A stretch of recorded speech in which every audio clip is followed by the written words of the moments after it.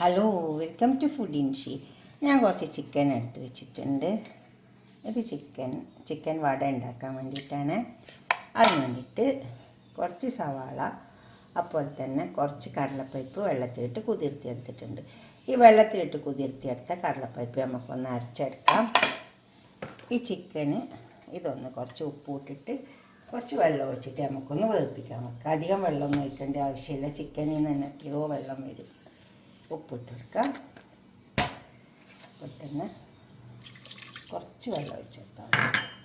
ഒഴിച്ചിട്ട് നമുക്ക് ചിക്കൻ ഒന്ന് വേവിപ്പിച്ചെടുക്കാം. നമുക്കിതെല്ലാം കേട്ടിട്ട് അരച്ചെടുക്കാം. കടലപ്പരിപ്പ്, ഇഞ്ചി, വെളുത്തുള്ളി, സവാള നമ്മൾ എടുത്തേച്ച സാധനങ്ങൾ അരച്ചെടുക്കാം.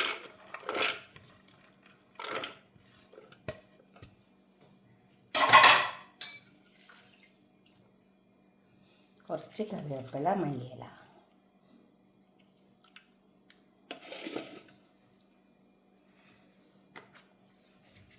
ഉപ്പ് ആവശ്യം പോലെ ഇട്ടാൽ മതി. ചിക്കൻ വേവിപ്പിക്കുമ്പോൾ നമ്മൾ ഉപ്പിട്ടതാണ്. ഇത് അരച്ചെടുക്കാം. എന്നിട്ട് ചിക്കൻ ഇതിലിട്ടിട്ട് നോക്കിയെടുക്കാം. പരിപ്പ് അരിഞ്ഞ് വന്നിട്ടുണ്ട്. നമുക്ക് ഈ ചിക്കൻ ഇതിലേക്ക് ഇട്ട് കൊടുക്കാം.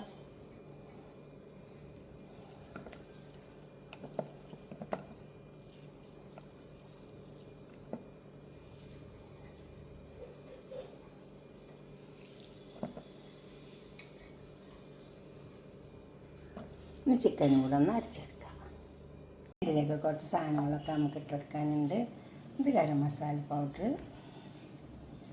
കുറച്ച് മഞ്ഞൾ,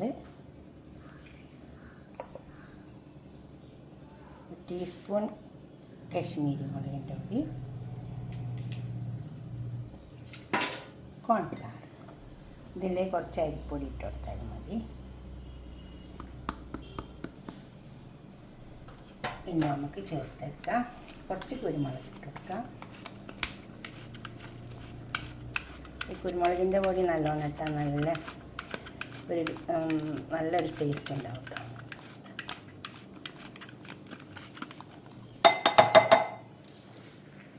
നമുക്കിത് ചേർത്തെടുക്കാം. കുറച്ച് പച്ചമുളക് ഇട്ട് കൊടുക്കാം.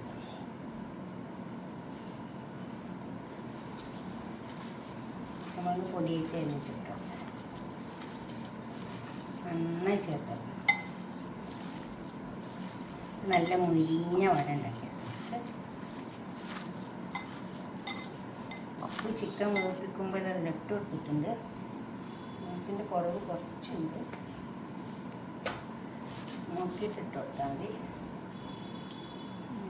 ഉപ്പുണ്ട് അങ്ങനെയല്ല കറക്റ്റ്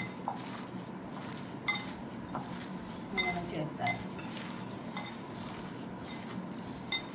ചിക്കൻ വേവിപ്പിക്കുമ്പോൾ കുറച്ച് ജാസ്തി ഉപ്പാക്കിയിട്ട്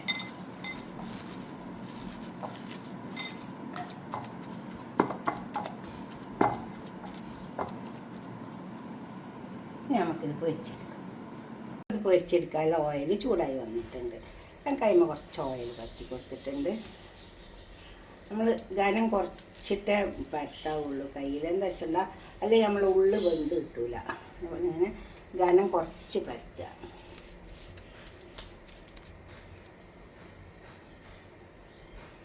ഈ ഘനം കുറച്ചിട്ട് നല്ലോണം ഘനം കുറച്ചിട്ട് പരത്തി കൊടുക്കുക. അതിൻ്റെ അടിയിൽ വെച്ചിട്ട്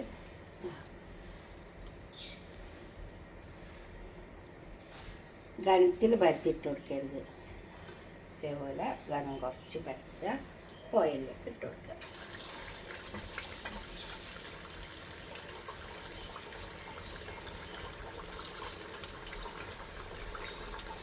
നല്ലോണം ഘനം കുറക്കണം. തേങ്ങുണ്ട് അങ്ങനെ കൈൻ്റെ അടിയിൽ വെച്ച് പരത്തുമ്പോൾ നടുക്കൽ ഘനം ഉണ്ടാവും. അപ്പോൾ അതും കൂടെ നന്നായി ഘനം കുറച്ച് പരത്തിയിട്ട് ഓയിലിലേക്ക് ഇട്ട് കൊടുത്താൽ മതി.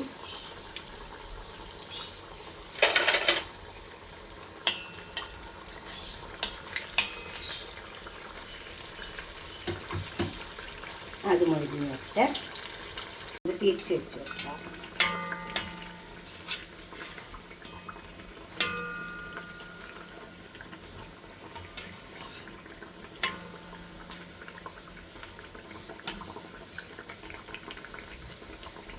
നന്നായി വെന്തുള്ളൂ.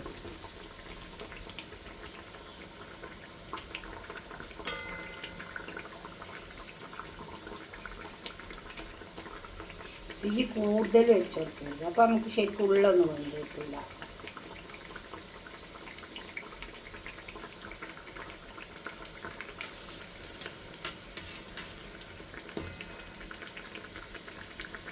ഇത് വെന്താലും നമുക്ക് എടുക്കാം. അടുത്തതും അതേ രീതിക്ക് തന്നെ നമുക്ക് പരത്തിയെടുക്കാം. ഘനം കുറച്ച് ഒന്ന് ഷേപ്പാക്കിയാൽ മതി.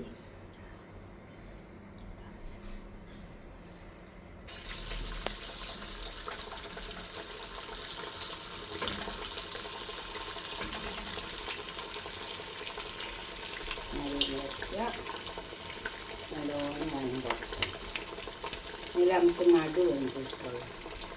ഇതേമാതിരി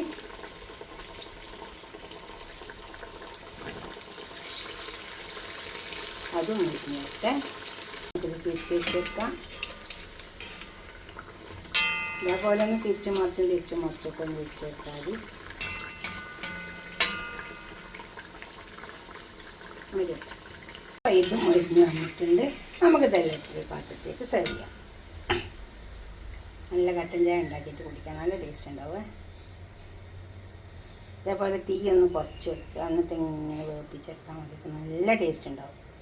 നമ്മൾ പൊരിച്ചതൊക്കെ അവിടെ കൊടുന്ന് വെച്ചിട്ടുണ്ട്. ഇതുപോലൊക്കെ നിങ്ങൾ ഉണ്ടാക്കി നോക്കിയാൽ, ഇതുപോലെ ഉണ്ടാക്കുമ്പോൾ ഇങ്ങനെ ഘനം കുറച്ച് ഉണ്ടാക്കിയാൽ മതി. അപ്പോൾ നമുക്ക് ഇതുപോലെ ഇങ്ങനെ വെന്ത് കിട്ടും.